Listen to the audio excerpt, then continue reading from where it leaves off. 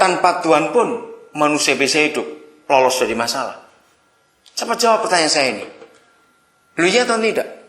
Kita lihat di dunia ini. Hari-hari kita dengar berita.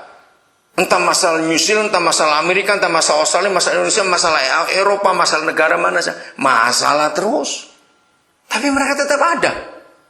Jadi seharusnya kalau saudara, ini masih bicara tanpa Tuhan ya, tanpa firman juga. Jadi seharusnya kalau saudara besok atau nanti menghadapi masalah lagi, harusnya berkata, ya lu lagi. Betul tidak? Yang namanya masalah nggak ada yang pernah berubah, dari dulu ya begitu terus.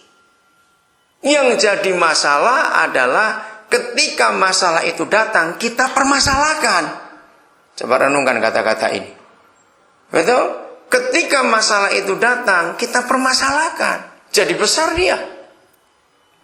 Tapi kalau masalah itu datang dengan dua sikap positif kita. Satu, hadapi dengan, ya sama dulu juga begitu, kemarin juga begitu. Makin banyak umur kita, sudah makin ngerti kita. Positif yang kedua, dengan setiap masalah yang kita hadapi, pasti akan muncul hal-hal yang luar biasa dalam hidup ini. Saya tunjukkan fakta ini. Saudara temukan, cari, ingat, penemu atau inventor siapa saja. Penemu ini, penemu itu, penemu ini, penemu apa saja. Pernah nggak saudara sadari, setiap inventor, setiap penemu itu tidak akan menemukan apa-apa kalau dia nggak ketemu masalah. Ya kalau nggak ada masalahnya nemukan apa? Nggak ada apa-apa kok. Betul? Karena ada masalah, maka itu dia nemukan sesuatu. Bisa amin nggak saudara? Maka itu kalau datang ke gereja, aduh saya itu nek terus terang. Di banyak gereja, dari pemimpin, dari pendoa, pembukaan sampai pimpin pujian, sampai yang khotbah, selalu ngomongi jangan takut saudara masalah itu. Saya tuh enak betul dengar itu. Selalu ngajak orang, tinggalkan semua masalah hidup kita, ayo kita begini, Yesus itu baik. Siapa yang nggak tahu? Nah kalau kita datang ke gereja yang ngurusi masalah terus, kapan kita jadi dewasa? Betul? Nah itulah fakta yang ada di dalam dunia ini. Ternyata semua orang punya masalah. Dan mereka tetap ada sampai hari ini. Maka kesimpulannya, masalah nggak perlu dibahas. Hadapi aja. Nggak selesai hari ini, tidur. Besok ada lagi.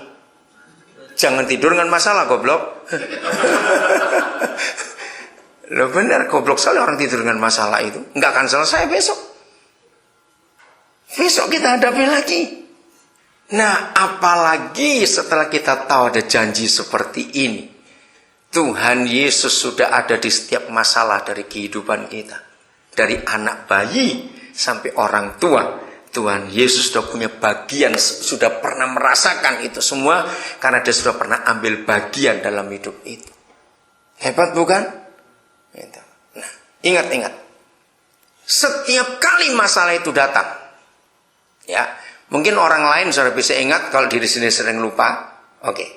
Pernyataan apa yang paling sering muncul dari setiap mulut orang kalau dia punya masalah atau lagi bermasalah, ngadepi masalah?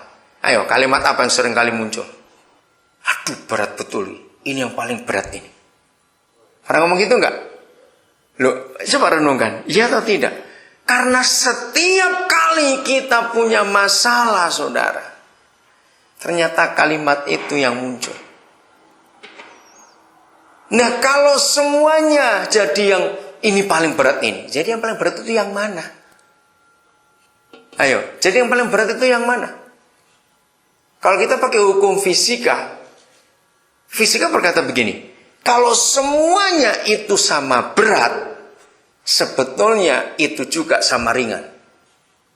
Ayo, jawab ya atau tidak? Dan itu fakta. Karena berat, toh tetap hidup sampai hari ini. Kok nggak gepeng-gepeng?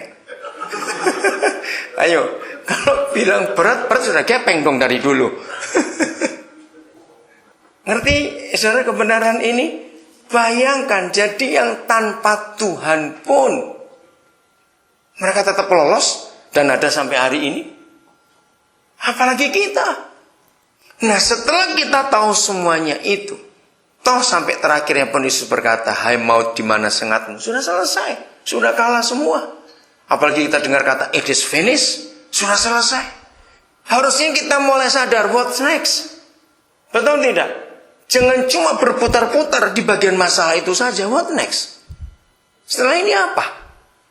Sangat celaka kalau kita hidup stuck di hari ini.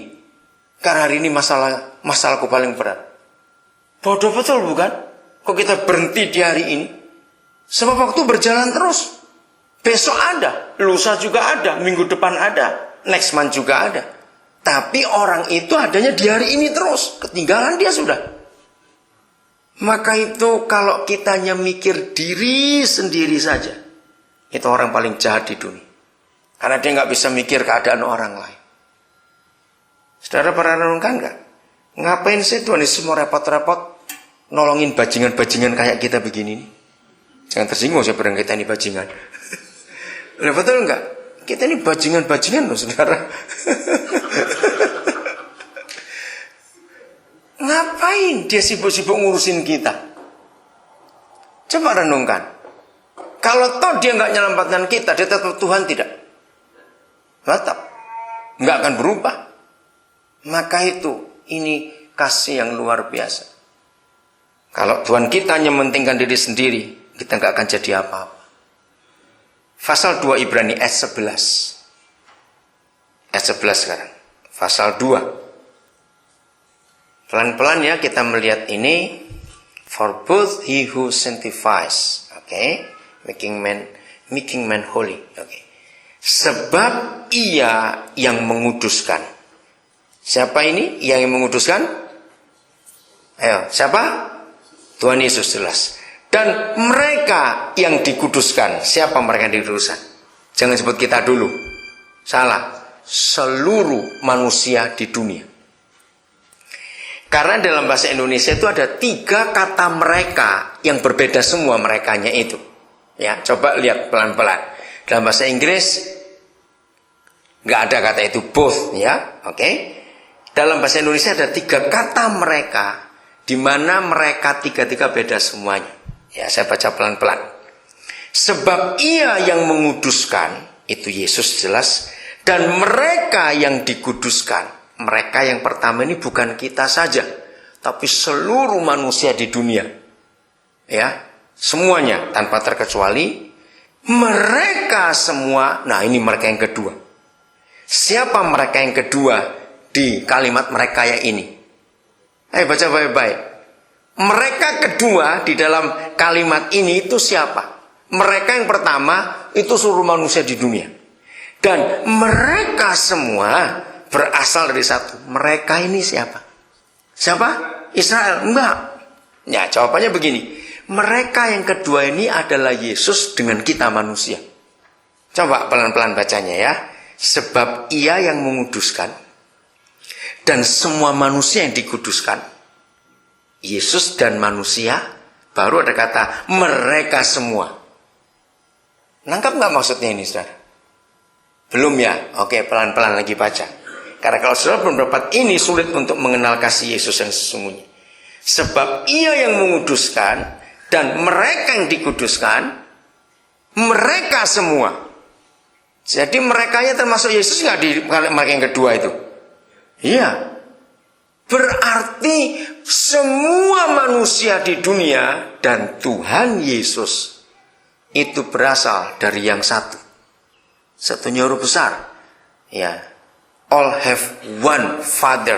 Oke, kata itu di Amplified, have one father. Ya. Jelas ya sekarang ini? Loh iya, saya tanya kok. Jelas tidak? Ya. Itulah sebabnya Yesus tidak malu menyebut mereka saudara. Nah, siapa mereka yang ketiga di sini? Ayo. Siapa mereka yang ketiga di sini? Ya, yang di dalam Tuhan. Yaitu kita. Mereka yang ketiga di sini enggak termasuk orang yang masih di luar sana. Ya.